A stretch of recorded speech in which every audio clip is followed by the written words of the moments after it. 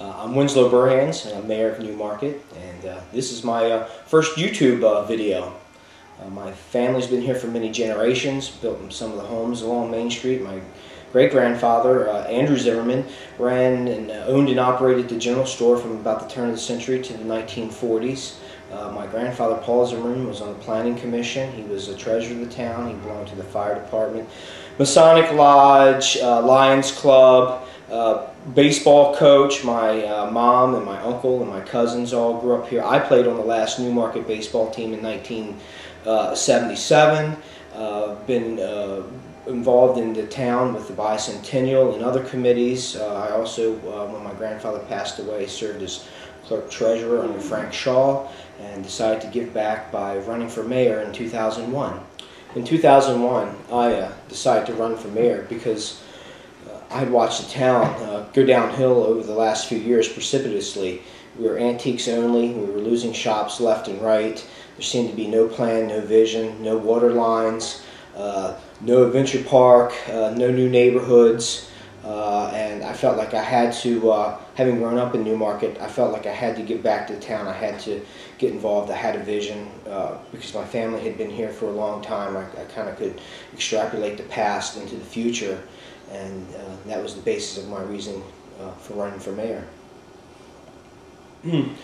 So, sort of to sum things up, after 8 years of being in office, we started out with the zoning that we did in 2004, changing from antiques only to allow more things, and I had to champion that. I had to fight hard for it because you would have thought we were cutting the town in half by doing that. We had the same arguments, and I had to champion the new neighborhoods and bringing water lines in. Again, it seemed like maybe we're dividing the town by doing that. But we have all these accomplishments that we've achieved in the last 8 years, and as Lincoln, I believe, said, "A house divided cannot stand," and this house is standing pretty well with the infrastructure that we've brought in, the new businesses that we've brought in, the new residents that we have brought in, and the new residents, I think, love it. They want new restaurants, they want an ice cream place, they want to be able to walk to the downtown, they want to enjoy the lovely buildings and the history of the town, and I think that we've gone a long way of providing that. We still have some work to do with the water amendment to get that done, the new zoning to get that done. We've partnered with the Historic District Commission by giving them greater authority. We've adopted, or we propose to adopt in the new zoning, the Maryland Historic Trust model ordinance, which will strengthen their position and the town's position.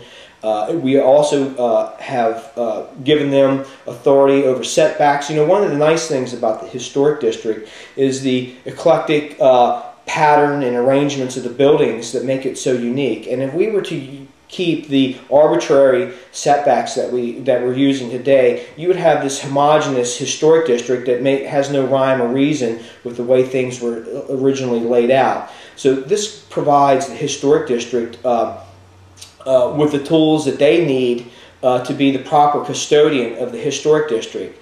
So I think in summary, we've accomplished a lot. We have a vision, we have a direction. It's clear what direction that we're going in. The town, even in these bad economic times, has over $500,000 in the bank. It doesn't really sound like a lot, but when you think that we operate on about a little over $300,000 operating budget, we have approximately 1.5 times our budget in savings. So I think that we can weather the storm. Certainly it's going to be challenging, in the next year or two with the economy the way it is, but certainly a poorly managed, fiscally managed town wouldn't have 1.5 times its budget in the bank. So we hope that the last 8 years demonstrates that that we're experienced and we're proven leaders of the town. We have a vision, we have a direction. We've established the community potluck dinners so people can come and start connecting with one another. If we're so fortunate to be around after May,